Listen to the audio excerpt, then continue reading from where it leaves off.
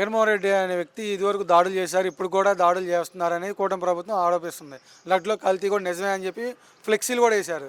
ఇది ఇది నిజమే అంటారా? ఇది నిజమని మనం చెప్పే కన్నా హైకోర్టులు చెబుతాయి, సుప్రీంకోర్టులు చెబుతాయి, సిబిఐ సిఐడీలు కూడా నిన్నగా మనం చెప్పారు.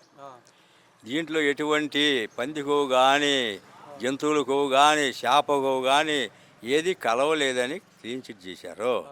దాన్ని డైవర్షన్ చేయడం కోసం వీళ్ళు ఫ్లెక్సీలు పెట్టి అయ్యేం కాదు కల్తీనే గెలిచిందని ఫ్లెక్సీలు పెట్టేసి చేస్తున్నారు. వైఎస్ఆర్సీపీ వాళ్ళు ఏమన్నారు, నాయన నువ్వు ఎంత ప్రచారం చేసావు, ఒక మన దేశమే కాదు వెంకటేశ్వర స్వామి అంటే దేశ విదేశాల్లో కూడా ఉన్నాయి, ప్రపంచం మొత్తం మీద భక్తులు ఉన్నారు, వాళ్ళ మనోభావాలు దెబ్బతీసావు. ఇవాళ తేల్చి నువ్వు కాదు అంటే మేము కాదంటే నువ్వు కాదన్న మమ్మల్ని కొట్టి జైల్లో కూడా పెట్టించావు. కానీ ఇవాళ ఏంది కోర్టుల ద్వారా వచ్చింది, సిఐడీల ద్వారా వచ్చింది. ఇవాళ ఏమంటావు అంటే కాదు వాళ్ళు ఏదో చెప్పారు కానీ అని ఇంకా బొంకటానికి చేస్తున్నారు. కానీ తప్పైంది క్షమించమని ఒక మాట అంటలా. అందుకని వైఎస్ఆర్సీపీ వాళ్ళు, ఓ దేవుడా నువ్వన్నా బుద్ధి చెప్పు, ఇలా రాజకీయ కోసం వాడుకోవడానికి అని చెప్పారు కానీ ఏమీ లేదు అక్కడ. సరే ఉంది అనుకుందాము. ఆ రోజు గవర్నమెంట్ పరిపాలన ఉంది చంద్రబాబు నాయుడు, అడగాల్సింది చంద్రబాబు నాయుడిని. చంద్రబాబు నాయుడు జగన్ మీద వేస్తారు ఎందుకు? అధికారంలో ఉంది చంద్రబాబు తప్పు చేసే చంద్రబాబు మీద వెయ్యాలి. అది కాకుండా జగన్ చేశాడు అంటారండి. ఎందుకు చేశారు అంటే అది బయటపడిద్ది, ఏదో నెపమేసి జనాలు మాయ చేయాలని చూస్తారు. ఇంతవరకు జనాలు అంతకన్నా ఇప్పుడు తెలియగలరు, అందరూ తెలుసుకున్నారు ఎవరు తప్పు ఈసారి చెబుతారు దండనతో. రెడ్డి హిందువులు వ్యతిరేకే, బైబిల్ చదువుతాడు, అతనికి హిందువుల గురించి ఏం తెలుసు, హిందూ మతం గురించి ఏం తెలుసు అనేసి పవన్ కళ్యాణ్ కూడా గతంలో బాగా మెట్లు గడగాలి ఇవన్నీ చేశారు కదా. ఇప్పుడు మరి పవన్ కళ్యాణ్ ఎటువంటి స్పందన లేదు కదా. స్పందన ఎందుకు ఉంటుందండి? ఒకటే మాట అన్నాడు, ఏమయ్యా పవన్ కళ్యాణ్ అయాలు ఎట్టన్నావు, ఇవాళ ఏంటంటే చంద్రబాబు చెప్పాడు నేను విన్నా అన్నాడు. చంద్రబాబు చెప్పి ఇన్ని నువ్వు చెప్పేవాడు ఒక లీటర్వా నువ్వు? జగను మన ఇండియాలో అనేక మతాలు, అనేక సంస్కృతులు, అనేక భాషలు అన్నీ ఉన్నాయి. ఇతర దేశాలు ఎక్కడా లేవు, మన దేశంలో ఉన్నంత సోషలిజం. అటువంటిది జగన్ అయితే అవ్వచ్చు, క్రిస్టియన్ అవ్వచ్చు, మతం తీసుకున్నారు కాబట్టి. ఆయన రెడ్డి కులంలో పుట్టే హిందువే, తర్వాత తీసుకో మళ్ళీ ఎంతమంది మారలేదు. కానీ అన్ని మతాలను గౌరవిస్తాడు. నువ్వు ఎట్ట చెబుతావు అనొచ్చు. తిరుపతి దేవస్థానానికి పోయినప్పుడు చెప్పులు విడిచి స్నానం చేసి మంచి బట్టలు కట్టుకుని పోయి దేవుని దర్శనం చేస్తారు. నువ్వు బూట్లు కూడా ఇవ్వకుండా పోతావు, నీదే చాలా ధర్మం, హిందూ ధర్మం. చెప్పులు వేసి దండం పెట్టాడు ధర్మ, చెప్పులు వేసుకుపోయేవాడు హిందువా? దుర్మార్గాలు చేసేవాళ్ళు పైకి చెప్పటం వేరు, ఇది వేరు. జగన్మోహన్ రెడ్డి పాదయాత్ర చేసేటప్పుడు పోయాడు, పాదయాత్ర అయినా కూడా మళ్ళీ మెట్ల మీద నడిచిపోయి దేవుని దర్శనం చేసుకున్నాడు. అంత అవసరమా?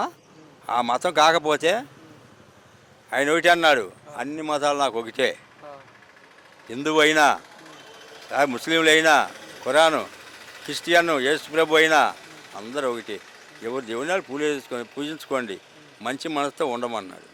నువ్వు హిందువు అంటావు, చెప్పులతో పోతావు. పవన్ కళ్యాణ్ సనాతన ధర్మ ఈయన సృష్టించినట్టు చెబుతాడు. కానీ వాళ్ళ అమ్మ అంట దీపారాయణ చేస్తే వాళ్ళ నాన్న సిగరెట్ కాల్చుకున్నా అంట. అదేంది సనాతన ధర్మంలో అది ఉందా? సరే మంచిదే, నువ్వు సనాతన ధర్మం ఆచరిస్తున్నావు, మంచిదే. సనాతన ధర్మంలో 3 పెళ్ళిళ్ళు చేసుకోమని ఉందా? నువ్వు సనాతన ధర్మం ఆచరించావు, 3 పెళ్ళిళ్ళు చేసుకుంటావా? సమాధానం చెప్పు. మరి ఆయన అది వ్యక్తిగతం కాదు, నువ్వు ఆచరించి అవసరం అన్నాను. నువ్వు ఆచరించకుండా ఏదో గుడ్డగాసి నెత్తినేసి నేను సనాతన ధర్మం నమ్ముతారు. మన గుళ్ళు గడిగావు, బాగానే ఉంది. ఏది కలిసిరెడ్డి కలిసింది అన్నావు, జగన్ అన్నావు, జగన్ అప్పుడు కలవలేదు, నీ చంద్రబాబు అప్పుడు కలిసింది, అయినా నేపం అటేసావు, గుళ్ళు గడిగావు.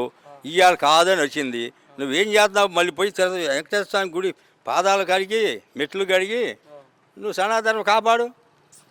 నోరు మెదపకుండా ఎక్కడో దాక్కుని ఇవ్వాల సనాతన ఇష్టమైతే సనాతన ధర్మమా, లేకపోతే ఏమీ లేదా?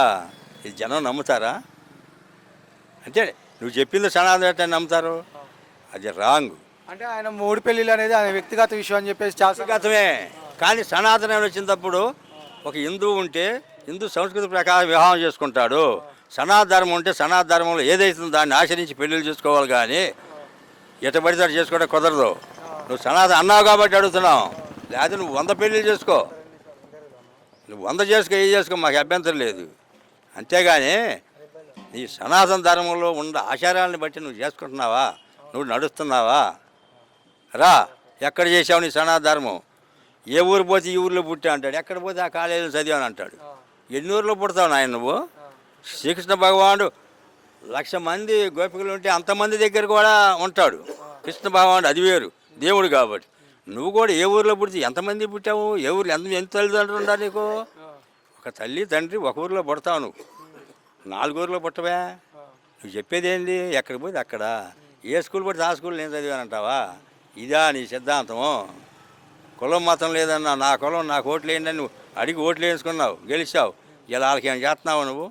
నీ కులానికి నువ్వు చేయట్లా.